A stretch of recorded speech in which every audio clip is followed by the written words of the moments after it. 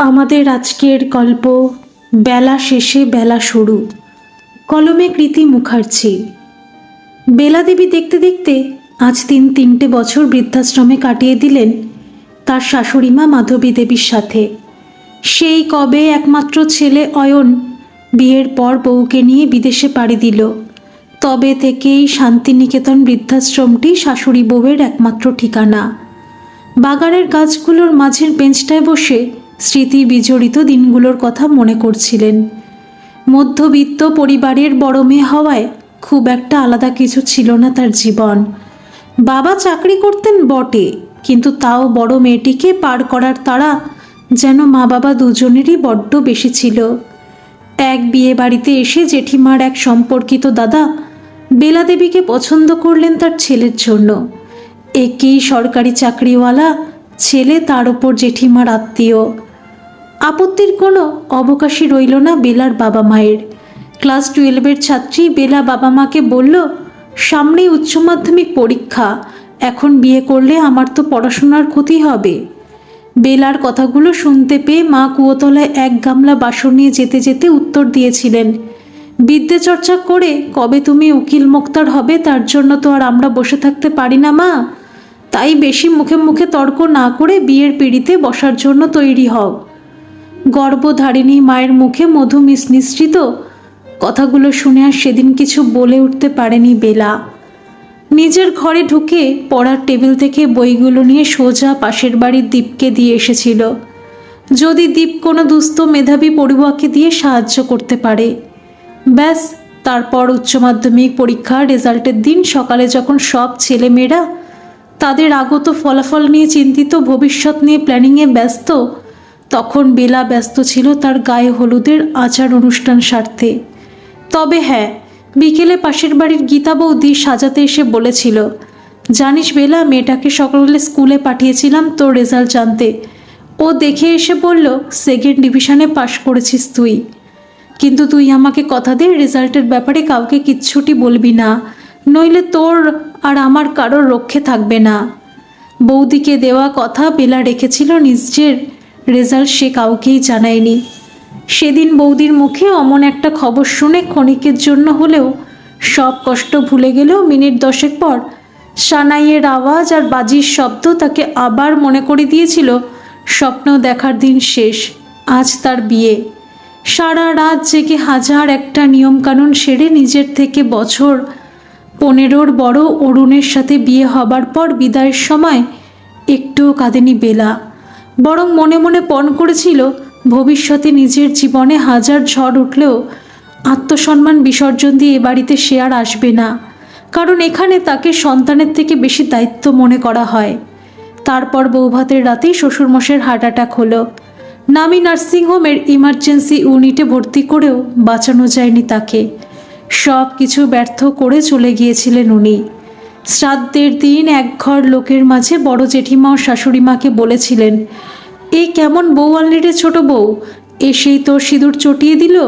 তবে আর 5টা শাশুড়ির মতো সবার সাথে তালে তাল মিলিয়ে বেলার শাশুড়ি সেদিন বেলাকে গাল পাড়েননি, বরং উত্তর দিয়েছিলেন, জন্ম মৃত্যু কি আর বলা যায় গো দিদি, মানুষটার হয়তো এমনভাবেই চলে যাওয়া লেখা ছিল।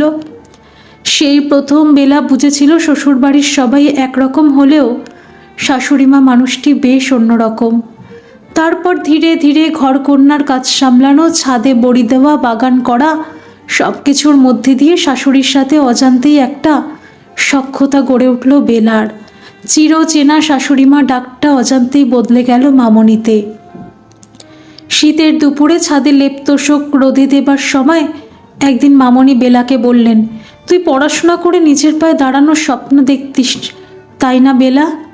বিনা মেঘে বজ্রপাতের মতো চমকে উঠেছিল বেলা। একটা ঢোক গিলে উত্তর দিয়েছিল, তুমি এত কথা কি করে জানলে মামনি? মাধবী দেবী, জানি রে মা, আমি সব জানি। আসলে তোর মতো আমারও যে একদিন স্বপ্ন ছিল পড়াশোনা করে স্বাবলম্বী হবার। তারপর কপাল দোষে এ বাড়ির বউ হলাম। শাশুড়ির চোখ রাঙানি, বরের কড়া শাসন আমাকে কয়েকদিনের মধ্যেই বুঝিয়ে দিল আমার স্বপ্ন বিসর্জন হয়ে গেছে চিরতরে। নিজেকে বুঝিয়ে সংসারে মন দিলাম। খোকা এলো, ওকে মানুষ করতে করতে জীবন থেকে অনেকগুলো বছর কেটে গেল। তাই তো কয়েক মাস আগে তোদের বিয়ের কথাবার্তা শুরু হবার পর তোর শ্বশুরমশাইয়ের মুখে যখন আমি জানতে পারি তুই পড়াশোনা করতে চাস, তখন আমি চাইনি এই বিয়েটা হোক, কারণ আমি জানতাম এখানে বিয়ে হলে আমার মতো তোরও কোনো স্বপ্ন পূরণ হবে না। এই সব কথা আমি ওনাকে বলতে চেষ্টা করেছিলাম, এও বলেছিলাম বিয়েটা হলেও তোর পড়াশোনা যেন বন্ধ না হয়, কিন্তু প্রতিবারের মতো এবারও তিনি আমার কথার কোনো গুরুত্ব দিলেন না। আমার শত অনিচ্ছা সত্ত্বেও শেষ পর্যন্ত বিয়েটা হয়েই গেল। এক নাগাড়ে কথাগুলো বলে থামলেন মামনি। চোখ দিয়ে তার জল গড়িয়ে পড়ছে লক্ষ্য করল বেলা। গলা জড়িয়ে বেলা বলেছিল, তুমি চিন্তা করো না মামনি, আমার পড়াশোনা করার স্বপ্নটা আমি একদিন ঠিক পূরণ করব, দেখে নিও তুমি। এক অবাস্তব স্বপ্ন পূরণের আশায় কান্না ভরা হাসিতে সেদিনের মতো দুজনের কথোপকথন শেষ হয়েছিল। এদিকে মাধবী দেবীর বহু চেষ্টার পরেও অরুণের সাথে বেলার সম্পর্কটা স্বাভাবিক হয়নি। রাশভারী অরুণ চিরকাল নিজের মেজাজেই থাকত। বেলার ভালো লাগা মন্দ লাগার প্রতি বিন্দুমাত্র আগ্রহ দেখায়নি কোনো দিন। তারপর প্রকৃতির নিয়মে বিয়ের 1.5 বছরের মাথায় অয়ন এলো। স্বামীর সাথে বেলাই যাই সম্পর্ক থাকুক না কেন, ছেলেকে অরুণ ভালোবাসত। ছেলের প্রতি দায়িত্বেও কোনো ত্রুটি ছিল না তার। অন্যদিকে একটা ছন্ন ছাড়া জীবনকে সমাজের কাছে, সংসারের কাছে পরিপাটি করে উপস্থাপন করতে বেলাও যেন অভ্যস্ত হয়ে পড়েছিল। অয়নের তখন ক্লাস 7। একটা অ্যাক্সিডেন্টে অরুণ পাড়ি দিল না ফেরার দেশে।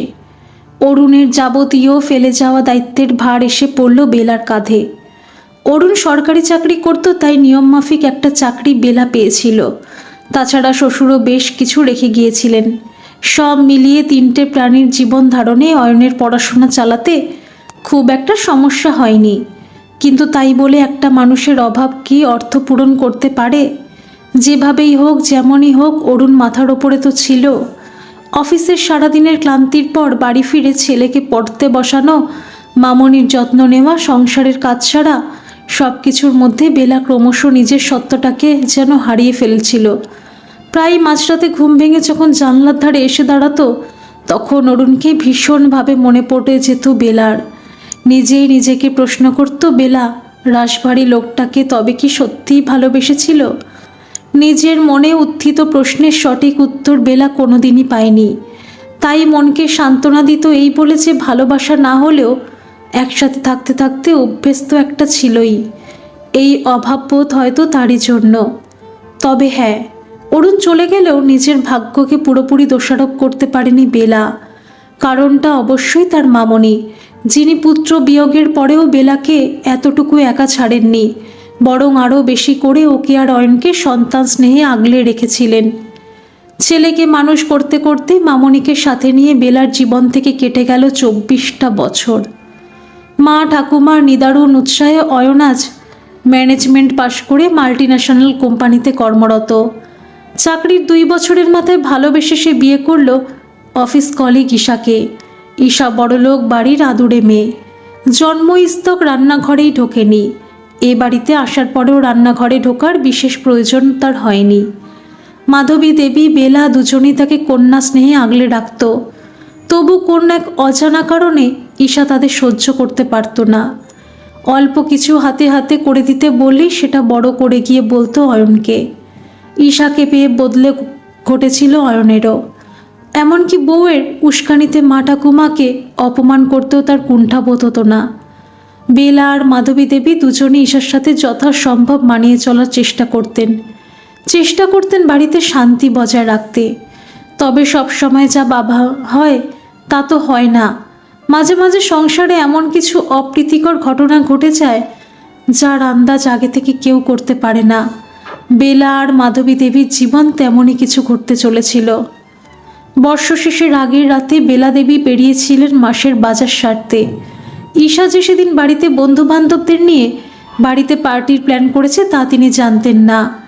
8টা নাগাদ বাড়ি ফিরে তিনি দেখলেন বাড়িতে মদের ফোয়ারা ছুটছে, সাথে চলছে উদ্দাম নাচ গান।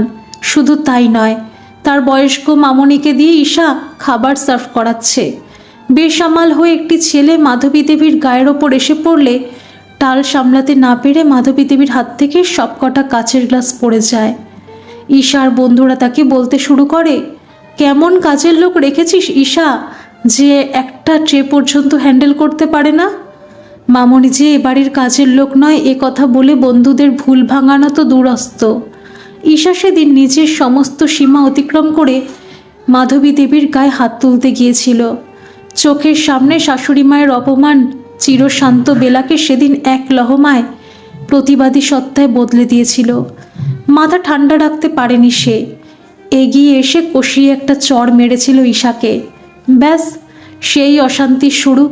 রাতে বাড়ি ফিরে অয়ন ঈশার পক্ষ নিয়ে মা ঠাকুমাকে যাচ্ছে তাই বলে অপমান করে। শুধু তাই নয়, সেদিনের পর মা ঠাকুমাকে ছোট বড় কোনো কথা বলতেই সে আর দ্বিতীয়বার ভাবত না। শেষে জন্মাষ্টমীর দিন বিকেলে অয়ন জানালো অফিস থেকে তার বিদেশে যাবার অ্যাপ্লিকেশনটা মঞ্জুর হয়ে গেছে।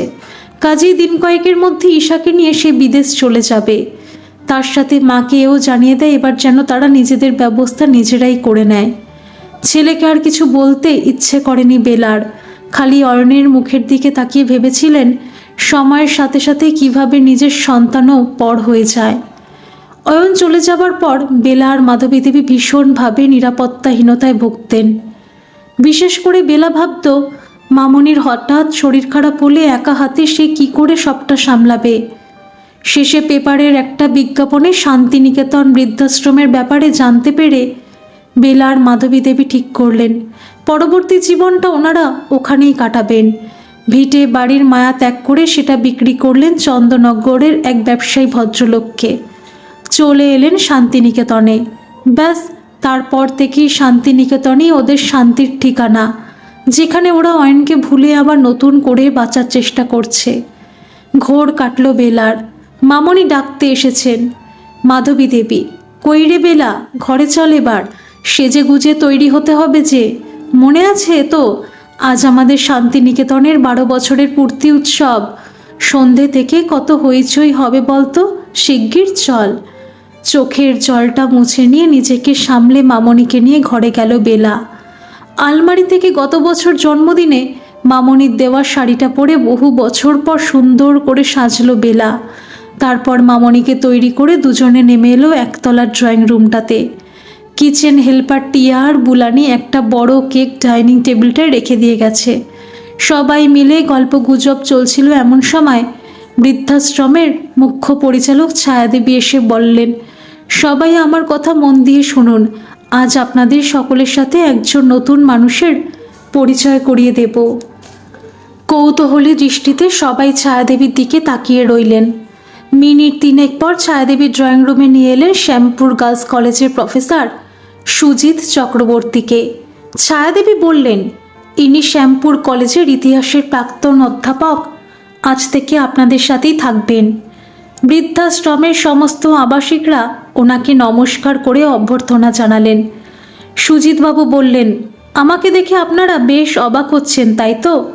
ভাবছেন আমার মতো একজন মানুষ শেষ জীবনটা কাটাতে এখানে কেন এলো? আসলে আমার বাড়ি ছিল শ্যামপুরে। বাবা মা 5 ভাই বোনের সংসারে আমি ছিলাম জ্যেষ্ঠ সন্তান। বাবা হার্টের পেশেন্ট ছিলেন, তাই বেশি দিন চাকরি করতে পারেননি। অকালেই স্বেচ্ছাবসর নিতে হয়। বাবা অবসর নেবার কয়েক মাসের মধ্যেই শ্যামপুরে কলেজের চাকরিটা আমি পেয়ে যাই।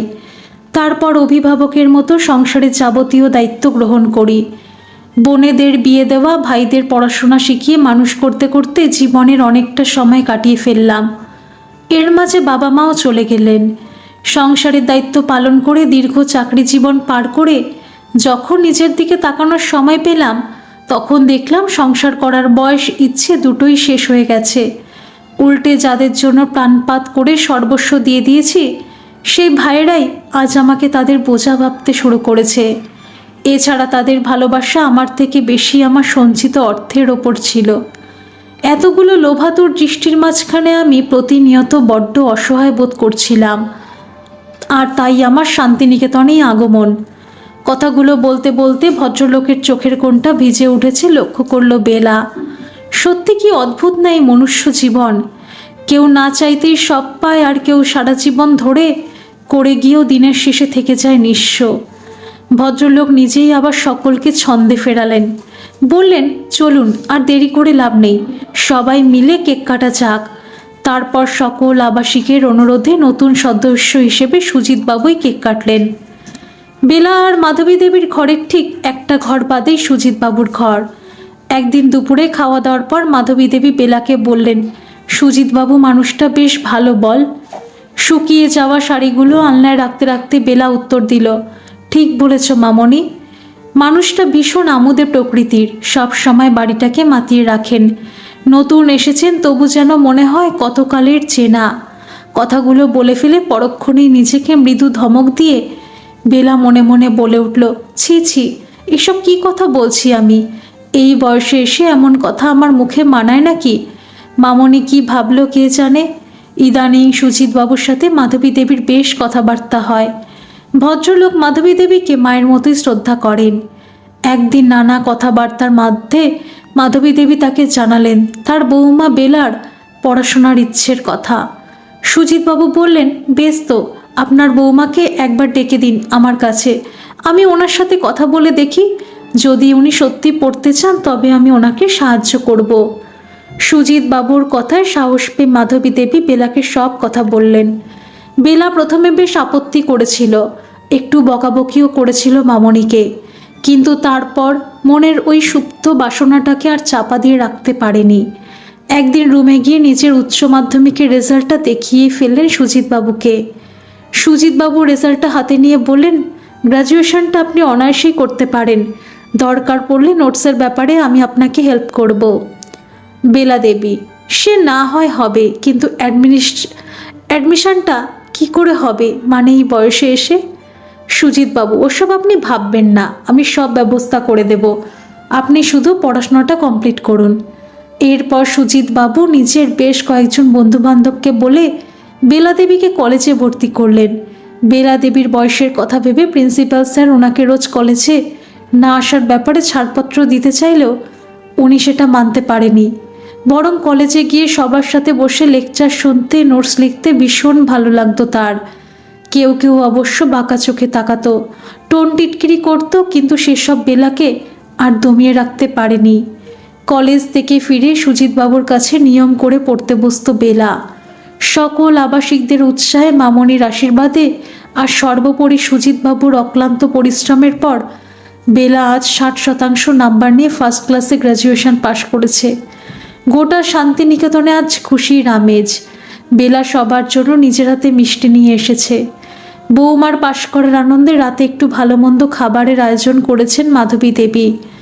বেলার মুখটা আজ স্বপ্ন পূরণের আনন্দে যেন ঝলমল করছে।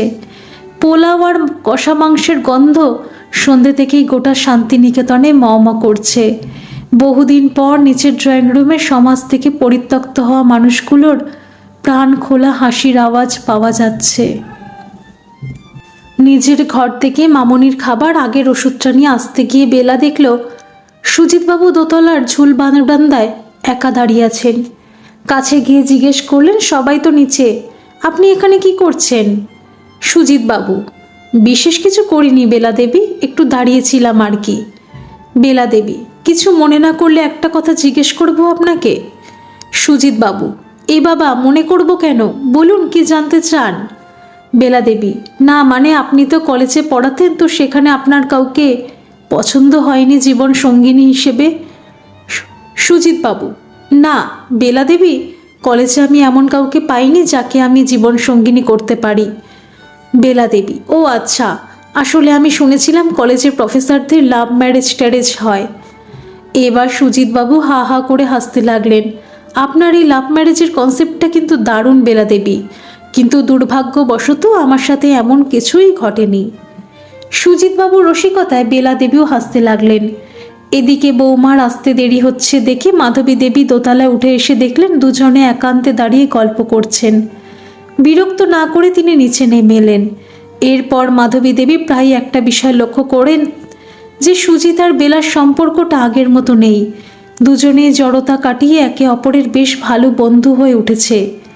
তাই শেষে একদিন সান্ধ্যকালীন আড্ডায় সবার উপস্থিতিতে মাধবী দেবী সুজিতবাবুকে বললেন, বাবা সুজিত, অনেকদিন ধরেই তোমাকে একটা কথা বলবো ভাবছি, কিন্তু সাহস করে ঠিক বলে উঠতে পারছি না। আজ তুমি অনুমতি দিলে বলতে পারি। সুজিতবাবু মাধবী দেবীর হাত দুটো ধরে বললেন, ছি মাসিমা, এমন করে বলবেন না। আপনি আমার মায়ের মতো, আর মা কিছু চাইলে ছেলে কি তা না দিয়ে থাকতে পারে বলুন? মাধবী দেবু, আসলে তুমি শুধু আমার নয়, আমার মেয়েটারও স্বপ্ন পূরণ করেছো। আমি কোনোদিন ভাবিনি এই জীবনে মেয়েটার স্বপ্নটাকে এভাবে সত্যি করতে পারবো। তাই আমি চাই বাকি জীবনটা তোমরা দুজন একসাথে কাটাও। কিছুক্ষণ থেমে মাধবী দেবী আবার বলতে শুরু করলেন, বাবা মায়ের মুখের ওপর কথা বলতে না পেরে অপরিণত বয়সে আমার ছেলেকে বিয়ে করে মেয়েটা একদিনের জন্য সুখী হয়নি, উল্টে চিরকাল অনেক লাঞ্ছনা গঞ্জনা সহ্য করে গেছে। মারা যাবার আগে মা হিসেবে আমি তাই মেয়েটাকে একটু সুখী দেখে যেতে চাই। আর আমি জানি আমার এই অভাগী মেয়েটাকে তুমি একমাত্র সুখী করতে পারবে। দুজনের কথাবার্তা এতক্ষণ চুপ করে শুনছিল বেলা, তবে এবার এগিয়ে এসে বলল, এসব তুমি কি বলছো মানমণি? ওনাকে এমন প্রস্তাব দেওয়ার কোনো মানেই হয় না। বেলাকে চুপ করিয়ে ছায়াদীপ বললেন, কেন মানে হয় না বেলা? মাসিমা তো ঠিক কথাই বলেছেন। আর এই দুনিয়াতে সুজিত বাবুর মতো ভালো মানুষ তুমি আরেকটাও পাবে। ছায়াদির সাথে সাথে বাকিরাও মাধবী দেবীর কথাতে সম্মতি জানিয়ে বেলাকে বলল, আমরা সবাই বিশ্বাস করি বেলা, তুমি আর সুজিতবাবু একসাথে থাকলে ভালো থাকবে। তবে আমাদের সুজিতবাবুর মতামতটাও জানা দরকার। যতই হোক এটা ওনার জীবনেরও বড় সিদ্ধান্ত। সুজিতবাবুও বেশ কিছুক্ষণ চুপ থাকার পর নীরবতা ভাঙলেন। বিয়ে করার ইচ্ছে একেবারে যে ছিল না তাই নয়, কিন্তু ভাগ্যের পরিহাসে করা হয়ে আর ওঠেনি। মানুষ হিসেবে বেলা দেবীকে আমার ভালোই লাগে। এবার ওনার যদি এই বুড়োটাকে বিয়ে করতে কোনো আপত্তি না থাকে, তবে আমারও কিন্তু কোনো আপত্তি নেই। এতক্ষণ ধরে সবার সাথে প্রতিবাদ করে আসা বেলা সুজিতবাবুর কথা শুনে লজ্জায় ঘর থেকে বেরিয়ে দোতলায় চলে গেল। কারোর কিছু বুঝতে বাকি রইল না। আসলে বেলা নিজেও পছন্দ করত সুজিতবাবুকে, শুধু মামনির কথা ভেবে সমাজের রক্তচক্ষুর ভয়ে মনের ইচ্ছেটাকে মনেই চেপে রেখেছিল। শুধু বুঝতে পারেনি তার মনের কথা মামনি জেনে ফেলেছে। অবশেষে মাধবী দেবীর তত্ত্বাবধানে বিয়ের দিন ঠিক হলো আগামী মাসের পয়লা বৈশাখে। পয়লা বৈশাখের দিন সকাল থেকে চূড়ান্ত ব্যস্ততা। শুভ বিবাহ সম্পূর্ণ হবে গোধূলি লগ্নে। দুপুরে মাধবী দেবী বহু বছর বাদে অশীতিপর হাতে সাজাতে বসলেন নিজের বৌমাকে। বেলা বলে উঠল, এই বয়সে এসে নতুন সম্পর্কে জড়ানোটা কি ঠিক হচ্ছে মামনি? মামনি বললেন, জরুরি নয় যে স্বামী স্ত্রীর মধ্যে শারীরিক সম্পর্ক থাকতেই হবে, বরং তার চেয়ে অনেক বেশি জরুরি দুটো মানুষের মানসিক বন্ধন, পরস্পরের প্রতি শ্রদ্ধা, ভালোবাসা। আর সেটা না থাকলে পুরো সম্পর্কটাই ঠুনকো থেকে যায় চিরকাল। যেমনটা তোর আর খোকার সম্পর্কটা ছিল। সমাজের চোখ দিয়ে দেখতে গেলে তোদের জীবনে তো অয়নে এসেছিল, কিন্তু তাতে বিশেষ কিছু লাভ হলো কি? স্বামী তো আগেই চলে গিয়েছিল, এমনকি ছেলেটা অবধি শেষ বয়সে তোকে অস্বীকার করলো। খোপায় বেলি ফুলের মালাটা জড়িয়ে দিতে দিতে মাধবী দেবী আবার বলতে শুরু করলেন, একটা মানুষের জীবনে অনেকগুলো দিক থাকে। একটা দিক শেষ হয়ে গেছে বলে বাকি দিকগুলোর দিকে ফিরেও তাকাবো না, এটা তো ঠিক নয় মা। আর আমার কথা যদি বলিস তাহলে বলবো, অরুণ চলে যাবার পর তোকে বিবর্ণ শাড়িগুলোতে দেখাই যেন আমার নিয়ম হয়ে গিয়েছিল। মনে মনে সব সময় চাইতাম তোর জীবনটা আবার রঙিন করে দেব, কিন্তু ভাবিনি আজ এত বছর বাদে হঠাৎ করে সেই স্বপ্ন পূরণ হয়ে যাবে। আমার আশীর্বাদ তোর সাথে রইল, তুই সুখী হ মা। এক দুদিন বহু আঘাত পেয়েছে বেলা, তবু এতটুকু চোখের জল ফেলেনি। কিন্তু আজ আর নিজেকে আটকে রাখতে পারল না। মামনিকে জড়িয়ে ধরে হাউ হাউ করে কেঁদে ফেলল সে। মামনি বেলার চোখের জলটা মুছিয়ে দিয়ে তাকে ছাদনাতলায় নিয়ে এলেন। বরের বেশি সুসজ্জিত সুজিত বাবু। বিয়ে শুরু হলো। সবচেয়ে খুশি আজ মাধবী দেবী নিজে এতকাল পরে হলেও মেয়েটার জীবনে সুখের রং ফিরিয়ে দিতে সক্ষম হয়েছেন তিনি। হাসতে হাসতে সবাইকে বলতে লাগলেন, পশ্চিমের কোণে সূর্য অস্ত যাবার সময় হয়েছে, গোধূলি লগ্নে বিয়ে। সবাই দেখো, বেলা শেষে আজ আবার নতুন করে আমার বেলার বেলা শুরু। ধন্যবাদ সকল বন্ধুরা। এই গল্পটি যদি আপনাদের ভালো লেগে থাকে তাহলে অবশ্যই একটা লাইক করে দেবেন।